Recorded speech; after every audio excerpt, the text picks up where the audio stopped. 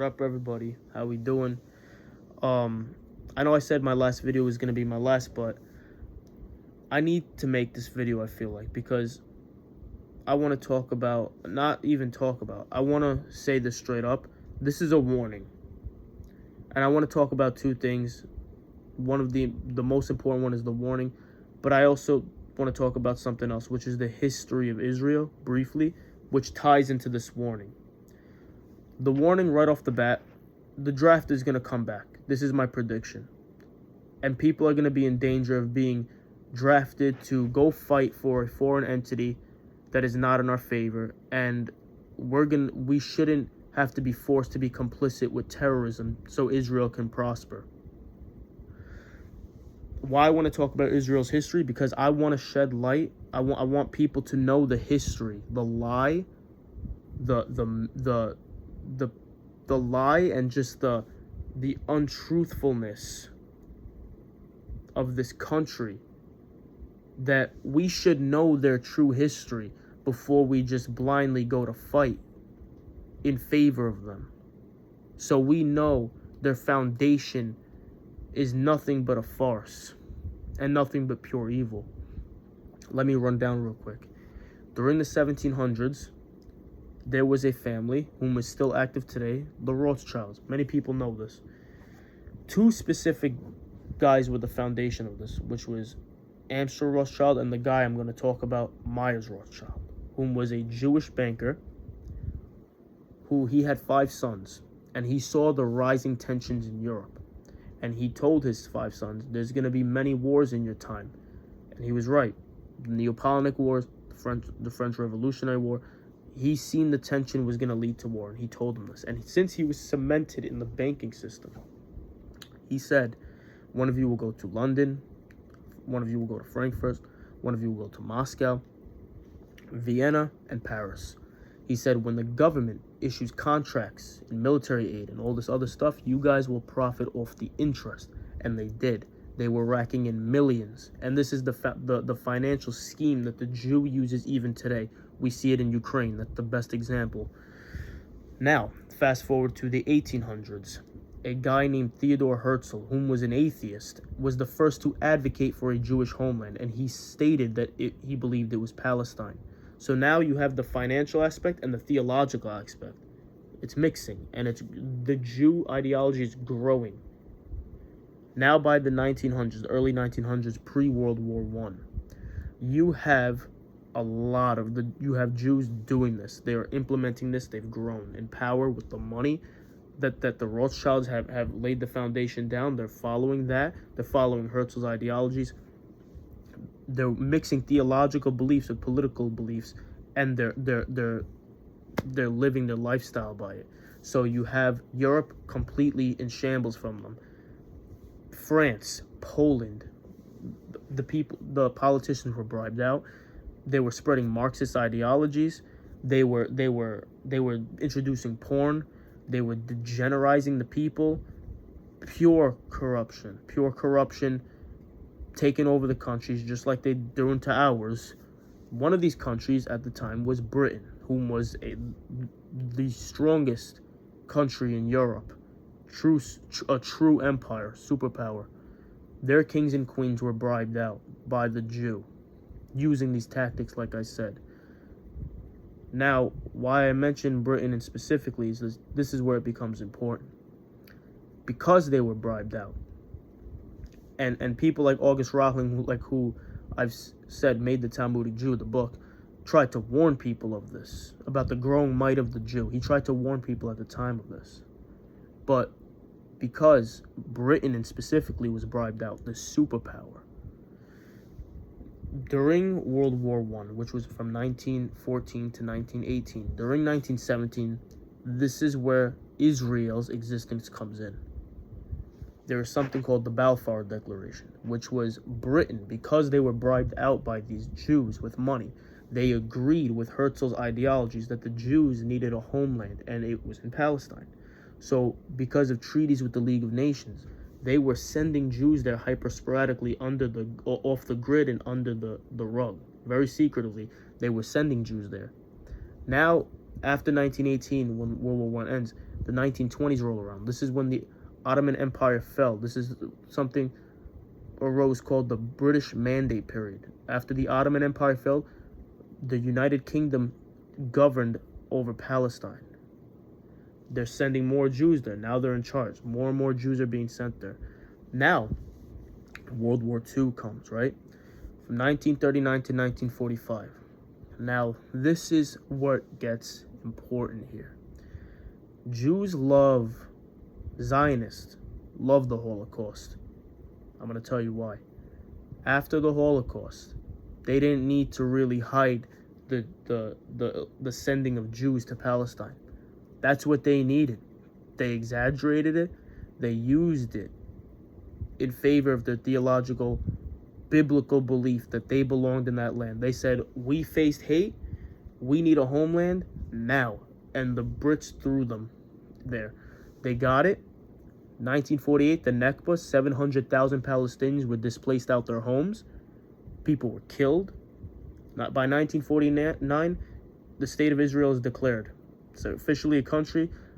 David Ben-Gurion from Warsaw, Poland, a true Semite, is the first prime minister, and help from his Mossad, Robert Maxwell, who is spreading Israel propaganda via newspapers and books in schools. That was what they needed to make Israel. That's Israel's existence. The foundation is a lie, and the brick they use to layer that foundation is blackmail, Mossad operation, spyware. Why this leads into the warning that I'm about to say. We shouldn't fight for a false, made-up, delusional country that their views revolve around this. They're not trustworthy. They never have been. They've been kicked out of 109 countries. They spread nothing but Marxist ideologies. And what they've done to Europe, they're doing here now. We see it. The porn, the degeneracy. And nobody can tell me that they don't see this. Women are leaving their jobs to go on OnlyFans because they make more money than doctors. Thanks to Jews like Leonid Radvinsky. We shouldn't have to fight for these people. We shouldn't have to fight for people like Ben Gvir. We shouldn't have to fight for people like Netanyahu and Isaac Herzog. We shouldn't do this. People like Lindsey Graham and what am I saying? People like Lindsey Graham that like to talk shit, saying our daughters and sons should be fighting for Israel. At what point does this just straight up become treason? Trump's talking about a friendly takeover of Cuba and what happened with the Venezuela regime. This is just to get oil and resources for Israel. But why I'm warning people is because this plays in factor of it. They're panicking. They're running out of supplies. They're panicking, and they're hitting these weak spots the U.S. is hitting these weak spots to benefit Israel. The Strait of Hormuz, and they're lying to you too, the Strait of Hormuz. They said it's closed. It's not closed. It's close to Epstein regime. They don't allow the dollar. They allow dinar and all this other currency. There's even journalists that have been there with cameras recording this. You can see this on YouTube. A lot of them have been killed. Just so they don't show you the truth. This is war crimes. This is terrorism.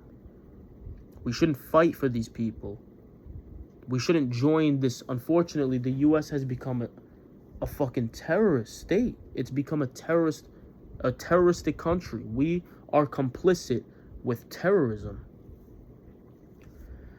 So elites like Jacob Rothschild can profit. And we see like people like Ben Shapiro too that like to talk from the comfort of the podcast about Israel and about how we should.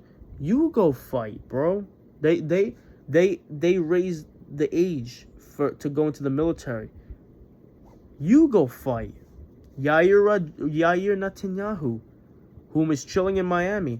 22. That's like prime military age.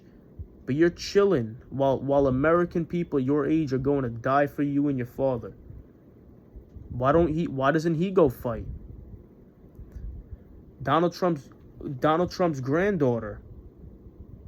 She's living a lavish life. She's buying buying the most expensive products and stuff, while people die for Israel. They're being martyred for Israel. What is this, man? What have we come to? We've allowed Kabbalah practicing Jews to control us, to control our politicians. So this is my warning, because people are going to see this more. They're going to see the narrative. They see the narrative pivot. They see the shift. They're starting to see. A lot of people are going to stop joining the forces. We're going to bring the draft back. Trump just said today, well, yesterday, it's midnight now, but at 9 o'clock, that the war should be done in 2 weeks.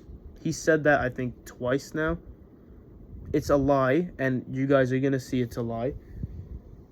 When the draft comes and the feds knock at your door, we have to know we should bite the bullet. And if that means even going to federal prison, so be it. We shouldn't be complicit with this. We shouldn't be complicit with terrorism. We shouldn't bend the knee to the Jew. No more Jewish supremacy. No more being complicit with terrorism. No more killing children. No more killing innocent people. No more starving people. No more.